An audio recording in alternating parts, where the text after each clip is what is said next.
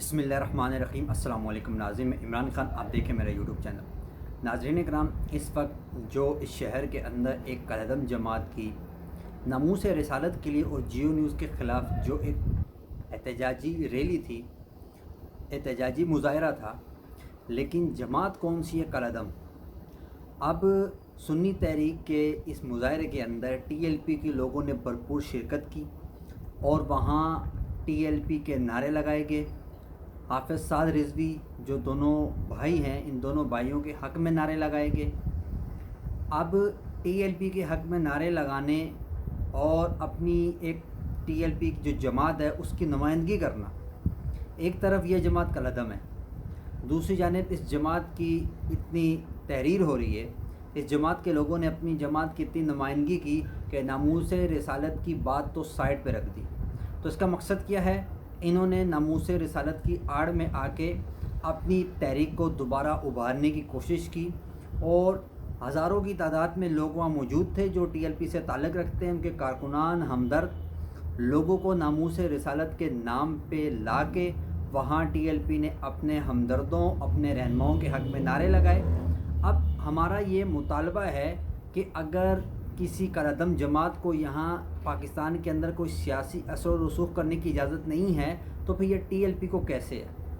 अगर टीएलपी को आप इजाज़त दे रहे हैं तो फिर एमक्यूएम लंदन का क्या कसूर है जिसको आप ज़बरदस्ती रोक के रखते हैं? उनका झंडा नज़र आए उसको उठा लेते हैं, उनके हक़ में कोई बात करे वो गिरफ़्तार हो जाता है, सियासी मुखालफत का निशाना बन जाता है। लेकिन एक तरफ टीएलपी के लोग जिनके ऊपर मुकम्मल पाबंदी है, जिनके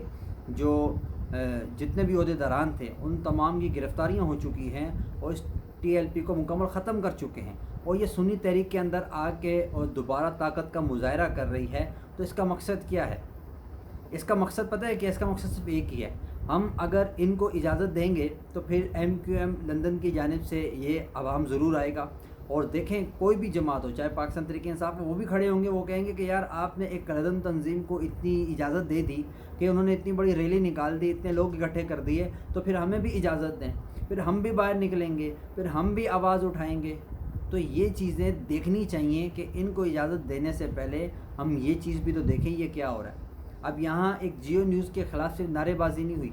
बल्कि उन्होंने अपनी जो तहरीक थी, जो उनकी एक जमात है, उसको रिप्रेजेंट किया वहाँ। तो इस चीज़ को भी इदारों को देखना चाहिए, हमारी सिंध हुकूमत को भी देखना चाहिए, हमारी वफाकी हुकूमत को भी देखना चाहिए कि ये लोग क्या करना चाह रहे हैं नामूस रिसालत की आड़ में आके। क्योंकि पहले इनका हम सबको पता है कि किस तरह का ये टोला था,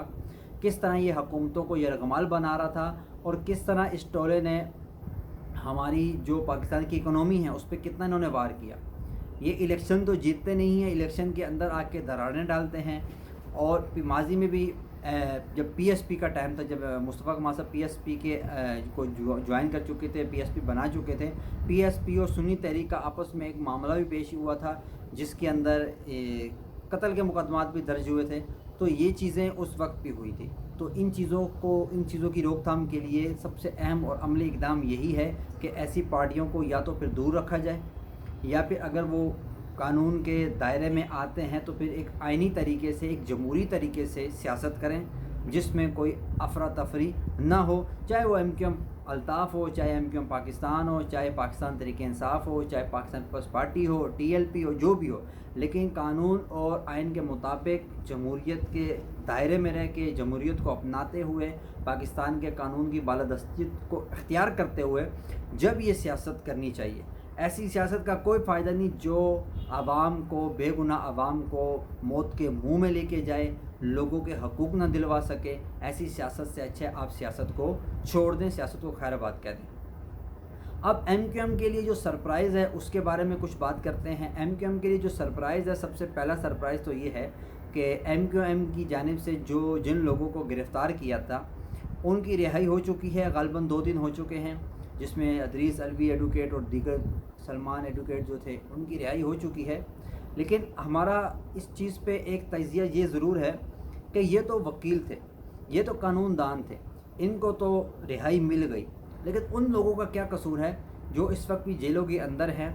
जो उस दिन भी उठाए गए थे, जो यूट्यूबर थे, उनके छोटा साहिबजादा था और दीगर और अफराद भी थे, कारकुनान थे एमक्यूएम के, वो लोग कहाँ हैं? ان لوگوں کا پتہ کیوں نہیں چل رہا؟ وہ کیوں نہیں اپنے گھروں کو پہنچے؟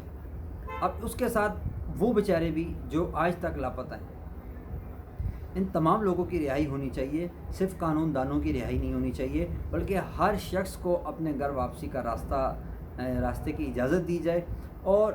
سیاسی افراتفری سے ہم سب کو بچنا چاہیے۔ اب دوسری جانب جو پنجاب کے اندر چیزیں چل رہی ہیں، جہاں میں نے پہلے بھی آپ کو رپورٹ کی ہے کہ پنجاب کے اندر بھی الطاف حسین کی MQM کو کہیں نہ کہیں کچھ نہ کچھ نظر آ رہا ہے، جس پہ میں نے یہ بھی بتایا تھا کہ پنجاب حکومت سے کوئی ڈیل تو نہیں ہے، لیکن میں نے اس کے ساتھ ایک اور چیز بھی آپ کو بتائی، جو میں نے ایک اہم چیز بتائی کہ جب وہ کارکنان جو کسی جماعت کے بھی ہوں، جو مشکل وقت میں اپنی جماعت کا سہارا بنتے ہیں، لیکن مشکل وقت میں کوئی کارکن اگر ایک جگہ کھڑے ہو کر خالی آواز بھی اٹھا رہے ہیں نا،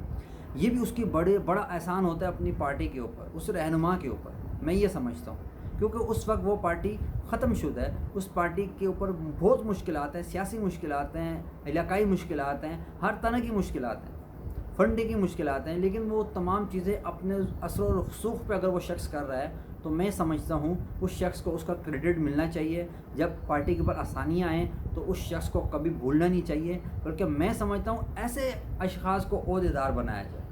ہم ان لوگوں کو ہماری پارٹیوں کے اندر عہدیدار بنایا جاتا ہے جو لوگ کرتے دھرتے کچھ بھی نہیں ہیں، لیکن جب آسانی وقت آتا ہے تو سامنے کھڑے ہو جاتے ہیں اور یہ دعوے کرتے ہیں لیڈر کے آگے کہ ہم نے بڑی قربانیاں دی ہیں۔ پاکستان تحریک انصاف کے دیکھ لیں، اس وقت جو پاکستان تحریک انصاف کے اندر جو لوگ ہیں، جو اس وقت اسمبلیوں کے اندر ہیں،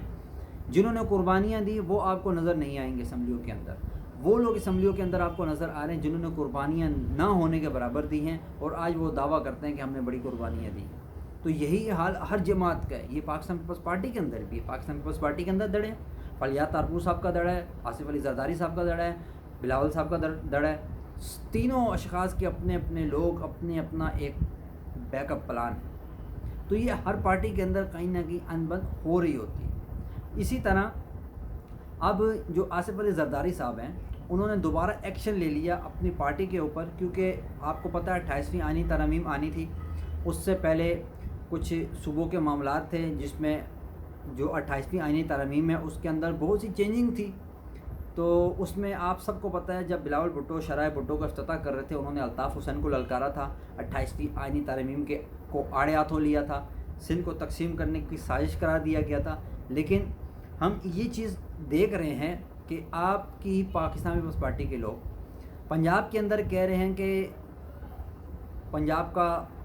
صوبہ ہونا چاہیے، ہمیں پنجاب کی عوام سے چھٹکارا دینا چاہیے، مشرقی پنجاب بنانا چاہیے، اور وہی پیپلز پارٹی سندھ کے اندر کہہ رہی کہ سندھ کے 2 ٹکڑے نہیں ہونے چاہیے، پنجاب کے 2 ٹکڑے ہو جائیں، سندھ کے 2 ٹکڑے نہ ہوں۔ لیکن 28ویں آئینی ترامیم ایسے نہیں ہے، 28ویں آئینی ترامیم یہ کہہ رہی ہے کہ بھائی سب کچھ ہوگا،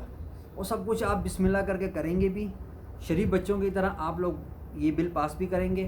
اور 28ویں آئینی ترامیم کا بل پاس بھی ہو جائے گا، ترمیم بھی آ جائے گی، 28ویں تو دور، کیونکہ فیصل واڈا صاحب تو پہلے کہہ چکے ہیں 28ویں کیا 29ویں بھی آئے گی اور 30ویں بھی آئے گی۔ اور جو اس کے ساتھ ایک اور چیز جو اسحاق ڈار صاحب کے حوالے سے جو اس وقت سوشل میڈیا بڑی زیر بحث ہے، جس میں فیصل واڈا صاحب نے بھی تنقید کی، میڈیا کے اوپر بھی اس وقت تنقید کا نشان ہے، اور ان سے استعفیٰ طلب کیا گیا ہے۔